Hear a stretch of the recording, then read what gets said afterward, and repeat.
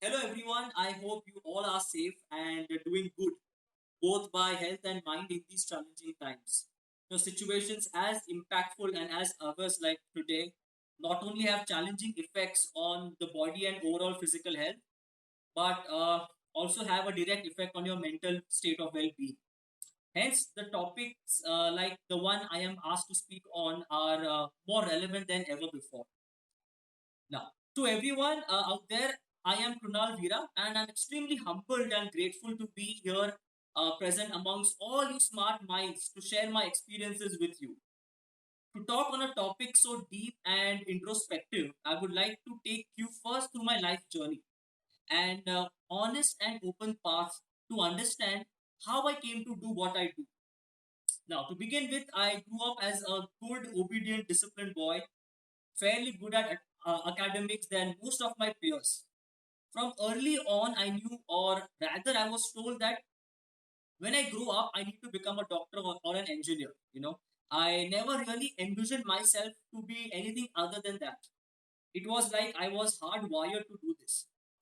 In my 10th boards, I had got a good score, and it was a time where people with good scores would probably or would most likely take up science. All my cousins around me had been doing that, so I did the same. Following the herd mentality, I took up science in my junior college. But a year in it, my inner calling awakened and alarmed me that this probably is not for me.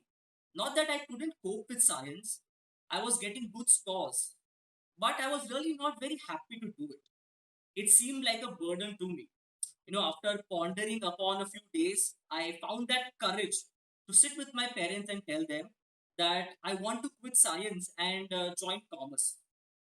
It's not that I knew what I wanted to do, but I knew what I did not want to. And this was right after my parents had actually paid my entire tuition fees of 11th and 12th. And disclaimer, I am not trying to preach you that waste your parents' money, but all I'm trying to say is listen to your gut, your instinct. No point in pushing yourself in the wrong direction. It's better now than to be sorry later. Now, coming back to my story, so my parents were, of course, extremely concerned and worried, and they thought the college suddenly changed me up and insisted that I should still continue with science in my 12th standard.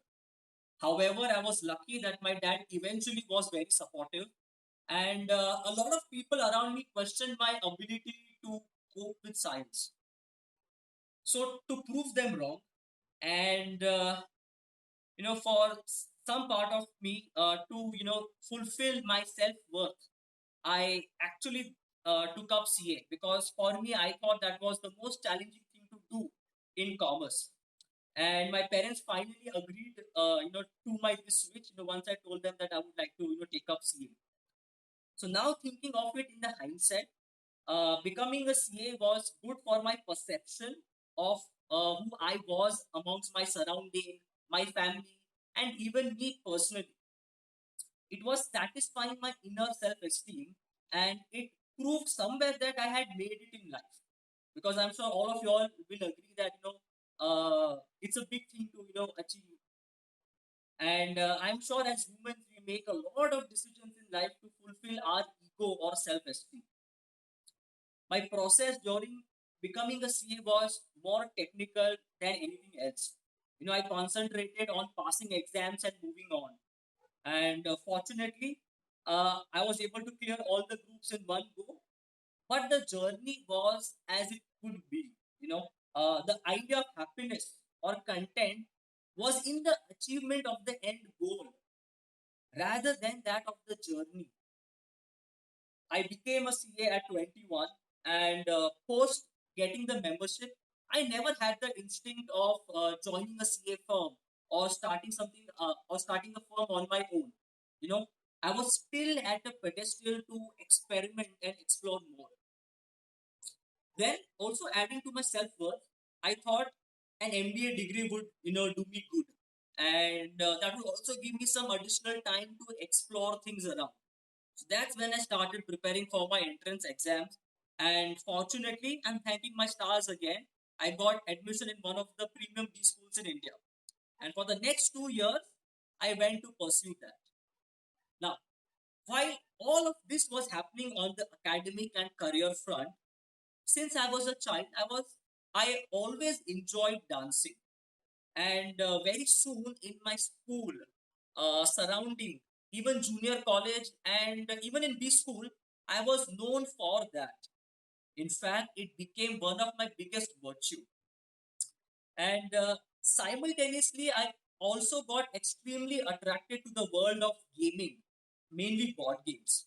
As a child, I would play these regular board games, but also I took this, when I grew older. Most of my free time in college, I would spend in playing hardcore strategic board games with a few set of people. And to be honest, it was quite challenging for me to actually get people to play these games, because typically these games were a couple of hours long, required a lot of focus and strategy. But I found my inner calling in it. It made me overjoyed to teach, to play, and to compete. Through these games with my various friends. In fact, when I was going to my B school, I carried a big bag of board games there also, and people actually knew me there not only as a dancer but also as a gamer. And now, coming back to my story, I was again fortunate enough to convert it to one of the top three companies in my college placements, and then it started my corporate journey. I started working as an investment banker for a couple of years with HSBC. And as you all know, investment banking is a very taxing job. Would spend around 12 to 14 hours in office daily. But still, I would always come home and find my roommates to play a game. Most of my weekends, I would say, were passed, in playing board games. And that was my driving force. I soon realized that though a lucrative position and pay gave me the worldly satisfaction, but it was the time spent playing that really made me overjoyed. And after a couple of years, I happened to start seeing girls for marriage. In fact, in my second meeting with the girl and my now wife Jill, I took her to play a board game in my second meeting, and to make her experience, my high of a board game. And I had read it then that your purpose of life, something that elevates your body and mind, should be something you thrive for. One day, out of nowhere, while indulging in a deep conversation with Jill, I realized, what my purpose of life was, what my inner calling was. And that is the time where, I took that decision to, leave my corporate job and start the board game company. And please accommodate me for this, but I'm going to derive something from the Hindu scriptures or Hindu Vedas, that very interestingly, it said that one should find their dharma. Now, what is dharma? Dharma in English closely means your calling, something you are passionate about, very skillful about, and resourceful at. I believe if one can find a sweet spot of high passion, expertise, and very importantly, usefulness, then that can be your dharma. Now, you might wonder that between my two passions of dancing and board games, how would I choose the latter, that is board games? The answer to that is yes, of course, there was an inner calling and instinct, but I also was quite aware of all the external and internal factors. It's not that I just blindfoldedly followed my heart one day. Of course, I examined and analyzed a lot of factors and then took the right step. I knew that I had a good mix of passion, expertise, and there is that usefulness around board games that I can get to the world. And that's where we started the board game company. And then I decided that I would want to give myself a few years to explore this instinct.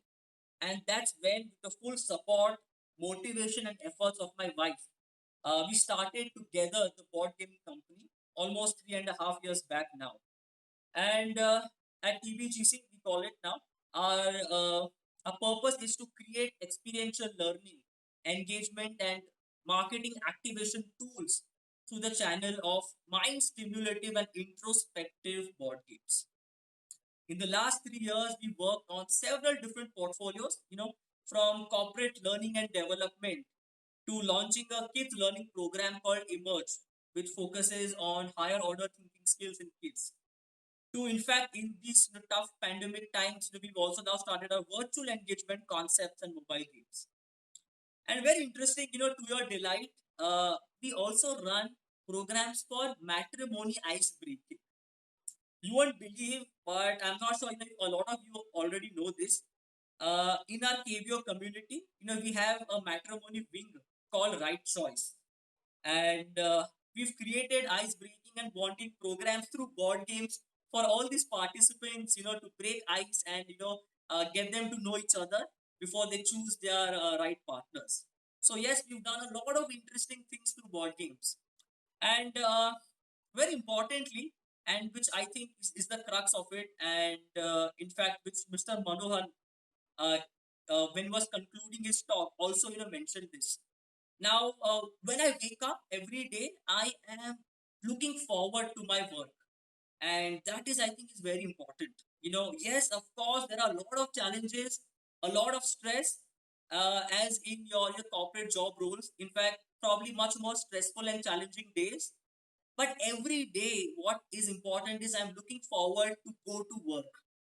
In fact, when I was working for a corporate, I always wished for having maybe two Saturday Sundays off. But out here, I on my own work on Saturdays and maybe Sundays, because that really drives me, that motivates me, and that is what we are looking for, and that contentment and that satisfaction, which is so important in our part of life, which I think all of y'all should explore, and which is nothing but finding your dharma. And I hope y'all do and take this time out to find that. And to quickly sum up my talk, I would like to leave you with these important thoughts. First, listen to your gut. Okay, very important. Like the 16-year-old Kunal did when he took that switch. Keep exploring those new ideas, experiences, and you will be very satisfied. So keep exploring, like the 21-year-old Kunal did throughout. If there is something you love doing, keep at it. However busy you are in your schedule, it will keep you sane. Learning from I learned this from my crazy IB days where I used to spend so much time board gaming apart from just working. Share the joys of your passion with the people around you. I was fortunate that Jill my wife, instantly fell in love with my passion. But this could only happen because I made the efforts to introduce her to it. And remember the golden rule of dharma. You know, whatever you pick up, make sure you are very passionate, you're expert at it, and the world needs it.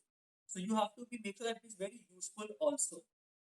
And once you identify that, I think there's nothing in the world that can stop you to leading a very happy and content life. And lastly, follow your purpose of life daily, and I promise the journey will be as exciting as the end goal is. And I hope these life lessons from my life help you in identifying and following your purpose of life. And also, in my opinion, this is the best time to explore a variety of different things in case if you are still not sure of what your inner calling is. And remember, timeline is never important, but the pursuit is. And keep finding what drives you before you settle for something that you really don't enjoy. And to end with, I would like to quote what Steve Jobs has said. I rather live my life imperfectly than living the imitations of somebody else's life perfectly. So I shall leave you with this thought, and I thank you once again. You are a lovely audience, and I'm very grateful and humble to be on this platform to share my story with all my fellow KVOCs. So thank you so much, and yes, I'm hope we'll have you back.